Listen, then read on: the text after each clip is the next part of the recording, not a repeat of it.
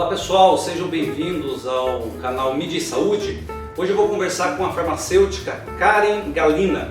Nós vamos falar sobre o processo de manipulação, toda essa trajetória desse segmento que ajuda muitas pessoas na qualidade de vida, tratamentos e prevenção de doenças.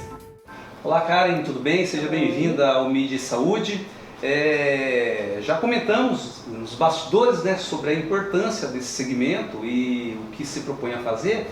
Eu queria que você comentasse, Karen, na verdade, qual que é a diferença básica da manipulação, da farmácia de manipulação e de farmácias convencionais? Quando a gente fala em farmácia de manipulação, a gente pensa sempre num medicamento personalizado.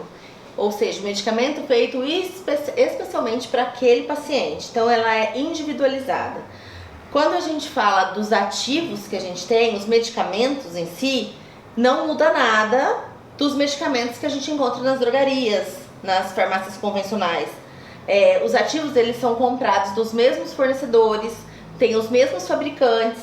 Então em relação à qualidade, a gente tem a mesma qualidade, se não um maior ainda rígido, a gente tem um bem mais rígido, um rigor no controle de qualidade, porque a gente tem um controle de qualidade com vários itens que são inspecionados pela vigilância sanitária.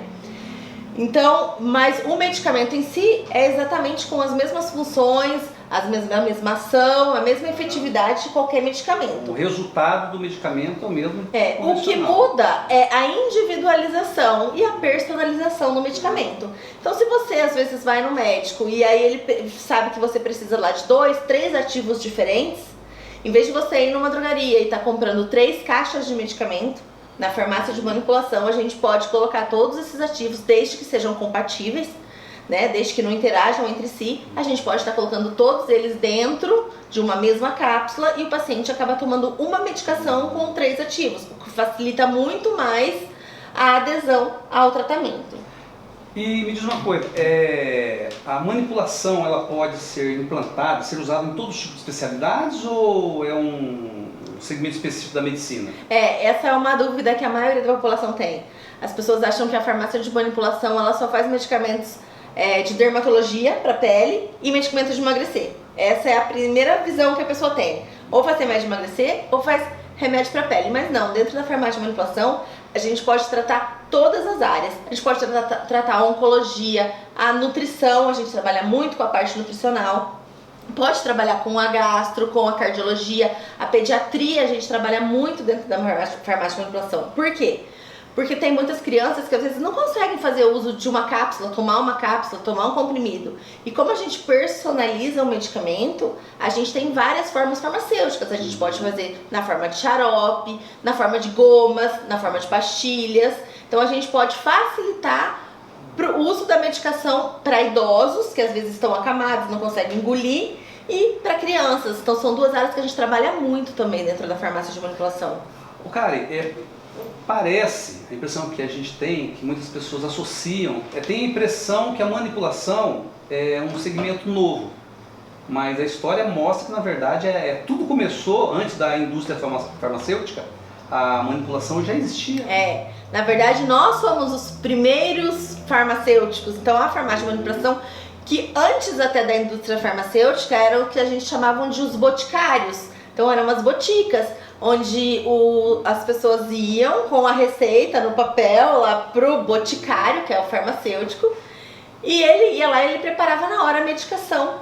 Então toda a farmácia ela se iniciou na manipulação e com o desenvolver da industrialização que daí os medicamentos deixaram de ser feitos manualmente na farmácia de manipulação e passaram a ser industrializados. Mas tudo começou com a farmácia de manipulação. Agora, com relação à segurança, o paciente que chega até uma farmácia de manipulação, quais são, digamos, os caminhos que ele deve seguir para se ter uma convicção de que realmente ele vai lançar mão de um medicamento seguro? Porque todas as atividades ou segmentos existem os bons profissionais e os maus profissionais. E a gente ouve falar muito, né, de farinha, de repente a matéria-prima não foi, né, não existe procedência. Como que o paciente, porque ele é leigo, como que ele vai ter segurança ao chegar na farmácia e ter a convicção de que realmente o produto que foi prescrito vai ser cumprido na íntegra? Hoje em dia, essa história de que o medicamento tem farinha, de que não tem a qualidade, tem eficácia, hoje em dia, dentro de todas as normas que a gente segue de vigilância sanitária, é quase que impossível, é só realmente se for feito de muita má fé isso. Porque a gente segue controles rígidos de segurança, de eficácia, a gente faz análises de produtos mensalmente com laboratórios terceirizados. Então todo o nosso controle é muito rígido para que a gente consiga entregar para o paciente aquele medicamento com a eficácia, a segurança e a qualidade necessária. Mas tem um órgão que monitora esse nós somos controle? inspecionados, anualmente somos inspecionados pela vigilância sanitária, somos obrigados a cumprir várias normas, tem uma norma que se chama RDC 67, que tem vários tópicos que nós somos obrigados a cumprir ela rigorosamente. Então, muitas das normas que a gente segue, que a gente tem que cumprir, são até muito mais rigorosas que a própria indústria farmacêutica. Não que não tenha rigor lá, claro que tem, não estou comparando, mas estou dizendo que às vezes a gente, por ser uma farmácia menor, não tem lotes de produção, são manipulações feitas individualizadas. Então a gente tem um controle muito rígido, controle de pesagem de monitoramento, a pesagem é monitorada. Então, muitos testes tem que ter o farmacêutico responsável. Então, na verdade, esse é um dos itens fundamentais.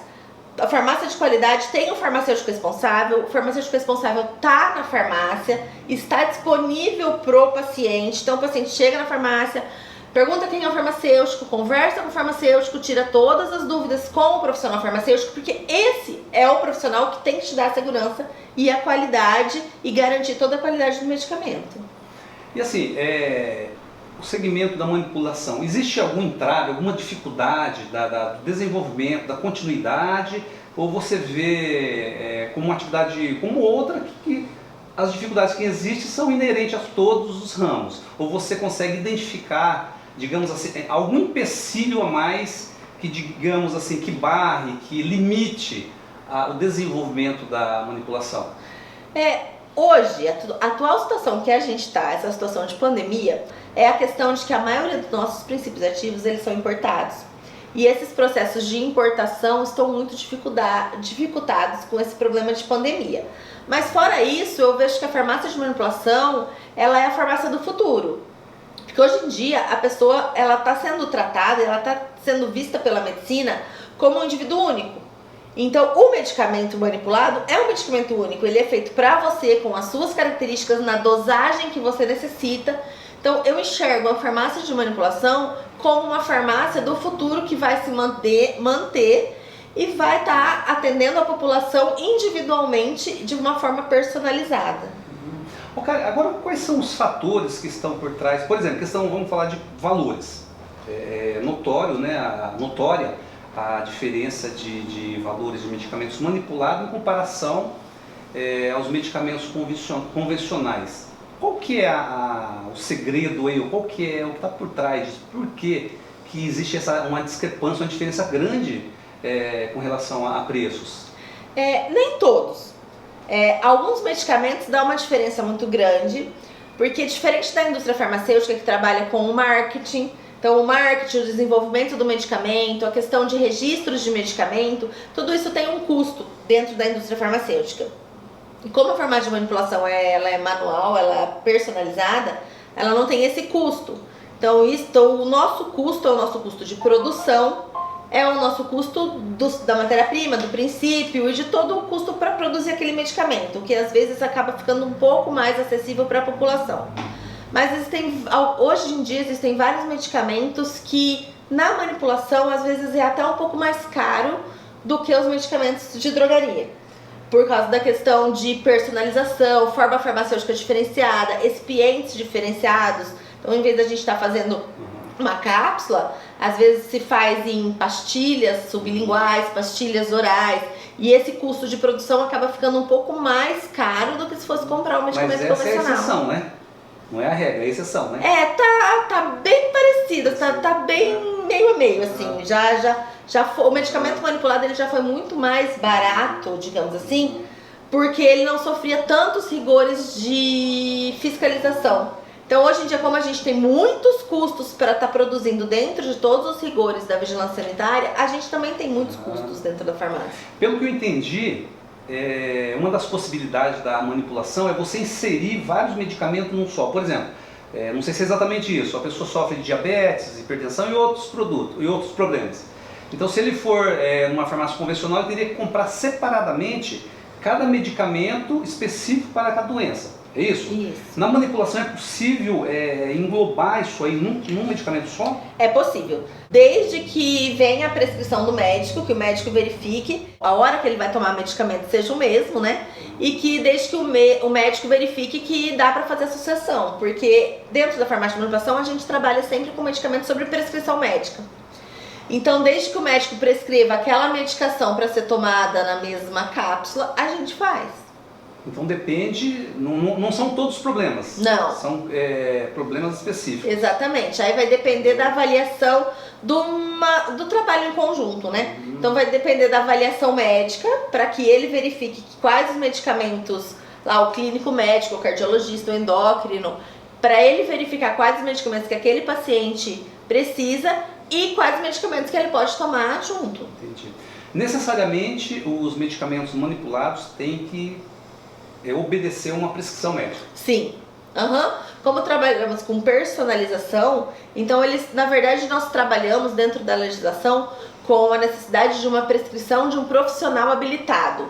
Então, dentre os profissionais habilitados a prescrever, daí nós temos os médicos, os dentistas, temos nutricionistas e os próprios farmacêuticos. Então depende de cada medicamento, de cada classe farmacêutica, tem um profissional habilitado para fazer aquela prescrição. Tá certo. É isso aí, Karen. Obrigado pela entrevista, foi muito importante. E com certeza tem muitos assuntos, muitas coisas importantes, né? Mas a gente opta sempre em delimitar, né? Para não sobrecarregar quem está assistindo o nosso vídeo. Tá bom? Um grande abraço e obrigado pela entrevista. Não, eu que agradeço e eu estou sempre à disposição e eu sempre digo assim, vá à farmácia de manipulação e converse com o farmacêutico, porque o farmacêutico é o profissional que está ali capacitado, estudado para tirar todas as dúvidas.